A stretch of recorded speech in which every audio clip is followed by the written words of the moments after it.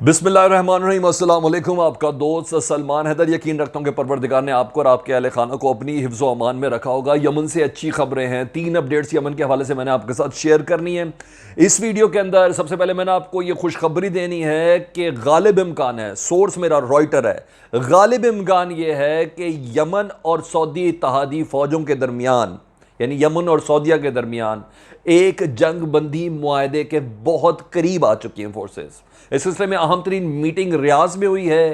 3 ताकतें अरब की उसके अंदर मौजूद थी, जिसमें हौसीज की रिप्रेजेंटेशन भी शामिल थी, अंसारुल्लाह की भी रिप्रेजेंटेशन उसके अंदर शामिल थी। उसके अंदर कौन से मुद्दे डिस्कस हुए यमन के हवाले से, हौसीज के हवाले से, ईरान के हवाले से, ये मैंने आपसे इस वीडियो के अंदर डिस्कस करना है। दूसरी जानिब 72 घंटों में 2 अमरीकी ड्रोन हौसीज ने उड़ाए हैं। किस तरीके से, किस हथियार के साथ, वो मैंने आपको बताना है। कि हैरान कुन ये है कि यमनियों के पास ये वाला असला भी पहुंच चुका हुआ है और ये वाला असला भी वो इस्तेमाल कर रहे हैं किनके खिलाफ?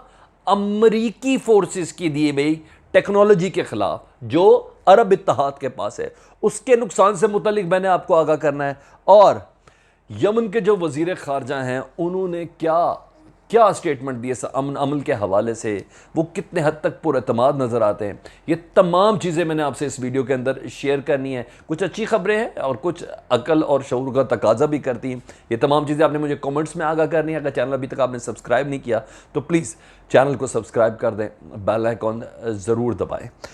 डिटेल्स ये हैं कि एक तरफ हम ये देख रहे हैं कि ओमान कोशिशें कर रहा है। एक पूरा वक्त ओमान का पिछले महीने कई दिनों तक यमन के अंदर था। वो कोशिशें कर रहा था कि किसी तरह ये अमन अमल की तरफ चला जाए। और ये ओमान की अपनी ख्वाहिश नहीं है, अपनी ख्वाहिश तो है ही है। ओमान का हमेशा से यमन से मुतल्लिक स्टांस ये है कि सऊदी अरब और यूएई ज़्यादती करते हैं ओमान से, यमन से मुतल्लिक। और दरअसल वो कुओं पर कब्ज़ा करना चाहते हैं। ये बात बहुत ज़्यादा क्लियर हो चुकी है। लेकिन ओमान को यूनाइटेड नेशन ने परसू किया है कि आप यमन का वाला ये वाला जो सेक्टर है ये ज़रा आप संभालें, कि आप यमनियों से बात करें, हौसी से बात करें, अंसारुल्लाह से बात करें। वो चाहते क्या है जंगबंदी के लिए, क्योंकि जितना तवातुर से सऊदी अलाइड फोर्सेस को नुकसान उधर पहुंच रहा है और जो उसका इम्पैक्ट दुनिया में पड़ा है, यानी हवा निकल रही है ना अरब इत्तेहाद में से, ये कोई छोटी चीज़ थोड़ी है। हम तो हौसी कह के छोड़ देते, हम तो अंसारुल इस्लाम कह के छोड़ देते, नहीं, इम्पैक्ट बहुत सख्त है उन लोगों का जब यमन की तरफ से जो रिएक्शन आता है। अच्छा, यूनाइटेड नेशन का एक पूरा एनवॉय ओमान के अंदर मौजूद था, जिसकी सरवाई कर रहे थे मार्टिन ग्रिफ्टिन, यूनाइटेड नेशन के रिप्रेजेंटेटिव है रिगार्डिंग यमन अमन मुज़ाकरात के हवाले से। इसलिए ओमान का एक वफ्द मौजूद था सना के अंदर, और वहाँ यमनी फोर्सेस और सरकारी हुकूमत और अंसारुल्लाह के रहनुमाओं से उनकी मुलाकात भी थी। ये भी हुआ। दूसरी तरफ मैं आपको इतला दिया दे रहा हूं कि एक अहम तरीन मीटिंग पिछले हफ्ते में हुई है। रॉयटर्स का सोर्स है, सोर्स रॉयटर्स है, मैं फिर बता रहा हूं। अहम तरीन मीटिंग हुई है रियाज में, जिसमें अंसारुल इस्लाम की रिप्रेजेंटेशन थी और यमन की जो सरकारी हुकूमत है उसकी रिप्रेजेंटेशन थी, सऊदी कोलिशन फोर्सेस की रिप्रेजेंटेशन थी, और उसमें अमन अमल के हवाले से जो मुंदरजात है ना उसको डिसाइड किया जा रहा। अब डिमांड्स क्या आ रही हैं दोनों तरफ से, तो मैं आपको बताता हूँ। सबसे पहले सऊदी अरब की डिमांड यह है कि हमें ईरान और ओमान से कुछ गारंटीज चाहिए हौसी से मुतल्लिक, कि अगर हम इधर जो हमारी 20 के करीब चेक पोस्ट हैं अंदर, जो डिप्लॉयमेंट से बेस जो बनाई हुई है, अगर हम उसको हटा भी देते हैं तो हमें ईरान की तरफ से गारंटी चाहिए कि दोबारा हमारे ऊपर कोई हमला नहीं करेगा, ठीक है। और इस सिलसिले में ओमान की तरफ से भी गारंटी चाहिए, क्योंकि ओमान मीडिएटर का किरदार अदा कर रहा है। अच्छा, इतनी बात होगी, मैं मजीद इसको थोड़ा स्पीडली लेके चलता हूँ। इतनी बात होगी। दूसरी तरफ हौसीस बताऊँ क्या कह रहे हैं, यानी अंसारुल इस्लाम कहते हैं नहीं, ये तो चीज़ें हमें समझ में आती है, हमारी तरफ से क्या सना का एयरपोर्ट क्लियर करें यहाँ से, जहाँ हमने सिक्योरिटी बिठाई हुई है और हमारी नकलो हरकत वहाँ अपने महदूद की हुई है। प्लस उन्होंने कहा है हुदैदिया पोर्ट, जिस पोर्ट के ऊपर कब्जा करके आप लोग बैठे, हमारी आमदोरफ्त को उधर से आपने हर तरफ से बंद किया हुआ है। पोर्ट, हवाई रास्ते आपने हमारे बंद किए हैं, पानी वाले रास्ते हमारे आपने बंद किए, ज़मीनी रास्ते हमारे बंद किए। दुनिया में किसी की तरफ से इमदाद हमें आ नहीं सकती, हम आपकी भीख के ऊपर नहीं चल सकते। हम आपसे जंग लड़े, हम आपसे भीख क्यों लें? वो ये कहते हैं क्योंकि आप दुनिया को दिखाने के लिए भीख दे रहे हैं, इधर साथ साथ हमें मारी जाते हैं, स्ट्राइक्स किए जाते हैं, बमबारमेंट कर रहे हैं, रातों को मिसाइल दाग रहे हैं, और उसके बाद आप ये कहते हैं कि इमदाद भी आपसे लें। हमने नहीं ये करना, हमारा पोर्ट छोड़ें, हमारा एयरपोर्ट छोड़ें, ये पहली शर्त होगी जंग बंदी की। हालांकि इसकी पूरी डिटेल्स मजीद हैं, ये पहली शर्त होगी। ये उन्होंने मुद्दा रखा। मजीद इससे पहले कि मैं उस टेक्नोलॉजी की तरफ आऊँ कि जिस टेक्नोलॉजी के साथ वो ड्रोन की है, तो आपने प्लीज़ मेरी वीडियो पूरी देखनी है। दूसरी तरफ मैंने डील की बताई, सऊदी हौसी डील हो रही है, सऊदीया में मीटिंग हो चुकी है, रियाज ओमान और ईरान के दरमियान गारंटीज़ को लेके कुछ मामला चल रहा है, ये भी मैंने आपको बता दिया। लेकिन एक साहब हैं बड़े ज़बरदस्त, ब्रिगेडियर जनरल याह्या सरी, उन्होंने कुछ अनाउंसमेंट की। उन अनाउंसमेंट से पहले मैं आपको एक और चीज़ बताता हूँ।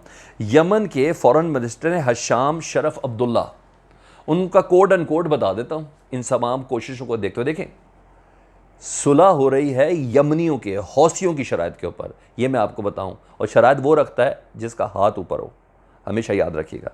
वो कह रहे हैं the Yemeni people can not accept truth and peace in the light of continuous blockade with is imposed by the Riyadh and Abu Dhabi regimes.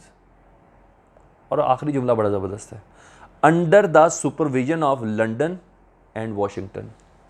हम एक वक्त पे मुज़ाकरात में भी कर लें, और दूसरा आप लोग कह रहे हैं हमारे पास सैंक्शंस भी लगे, हमारे बच्चों को अद्वियात भी ना मिल सकें, हमारे यहाँ लाशों की लाशें गिर रही हों, और उसके साथ साथ रियाज और अबू धाबी रिजीम किसकी सपोर्ट के साथ, वाशिंगटन और लंदन की सपोर्ट के साथ हमारे ऊपर अटैक भी कर रहा है। इस तरह बात नहीं होगी।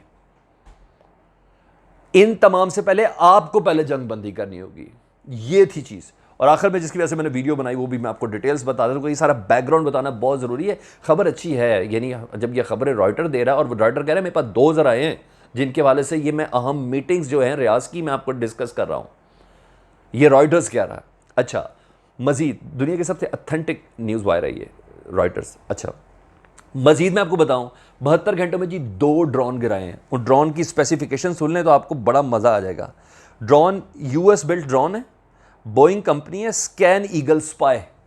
ये 2 ड्रोन्स गिराए हैं, दोनों के दोनों अमेरिकन मेड है, और ये अमेरिकी ही ऑपरेट करते हैं अरब इत्तेहादी अफवाज के लिए। और ये जासूसी का काम करते हैं कि कहाँ मूवमेंट हो रही है हौसीज़ और अंसारुल्लाह की, कहाँ मूवमेंट हो रही है किसी ऐसी चीज़ की जिसको बिना पर यमन के अंदर उसको निशाना बनाया जा सके। फिर ये ड्रोन फुटेज भेजता है अरब इत्तेहाद को, और फिर अरब इत्तेहाद वहाँ मिसाइल दागते हैं with the technology of American help. आप समझ आए, वाशिंगटन, लंदन, अबू धाबी, रियाज, क्या समझ आ रही है आपको? यमनी ऐसे नहीं बोल रहे। अच्छा, जिस गन से इसे निशाना बनाया गया ना, वो है एंटी एयरक्राफ्ट मिसाइल गन, यानी वो मिसाइल टेक्नोलॉजी जिसे ज़मीन से हवा में मार किया जाता हो, उस टेक्नोलॉजी के साथ फुटेज, वीडियो सब साथ है। उसके साथ इन्होंने, हौसीज़ ने, अंसारुल्लाह ने 2 ड्रोन गिराए हैं। और उस ड्रोन गिराने के बाद जो इस वक्त सऊदी अरब और उनके इत्तेहादी फौजियों की हालत है ना, वो देखने के लायक है। एक तरफ मैंने आपको बताया कि डिप्लॉयमेंट्स मिडिल ईस्ट के अंदर से और सऊदी अरब के अंदर से निकाल रहा है तेज़ी से, और इस समर गर्मियों तक का कहा है। मैं आपको पेंटागन ज़राए बता रहा हूँ, इन गर्मियों के अंदर अंदर इस इलाके से अमेरिकी फ़ौज निकलना चाह रही है। टू सम एक्सटेंट तर्जीहकार कहते हैं रशिया और चीन के लिए।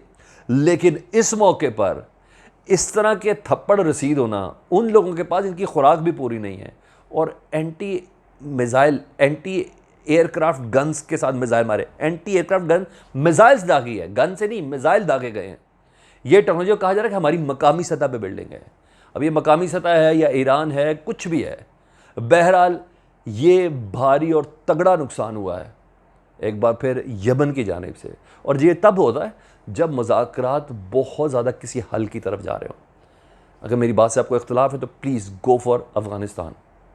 आप देख लीजिएगा, तवातुर से बढ़े, फिर जाके यानी मुज़ाकरात पे आने के लिए बराबर का होना बहुत ज़रूरी है। तब जो होते ताकत का जवाब ताकत से दिया जाता है, फिर मुज़ाकरात किए जाते हैं। तो ये गब्बाजी कर रही है कि डील बहुत ज़्यादा करीब है। अल्लाह करे आप और मैं ये खुशखबरी बहुत जल्दी सुने कि दुनिया में कहीं भी मुसलमान के ख़िलाफ़ भी लड़ रहा है तो वहाँ थोड़ा अमन हो जाए ताकि खित्ते की तरक्की हो सके। हाँ, इस तमाम सिचुएशन में ईरान का किरदार और ईरान को लेके पाकिस्तान का किरदार बहुत अहम तस्वुर किया जा रहा है। अपना बहुत ख्याल रखिएगा, चैनल सब्सक्राइब कर लें, बेल आइकॉन दबा दें, वीडियो शेयर करनी तो करें। आपका बहुत शुक्रिया। अल्लाहुम्मा सल्ली अला मुहम्मद व आले मुहम्मद।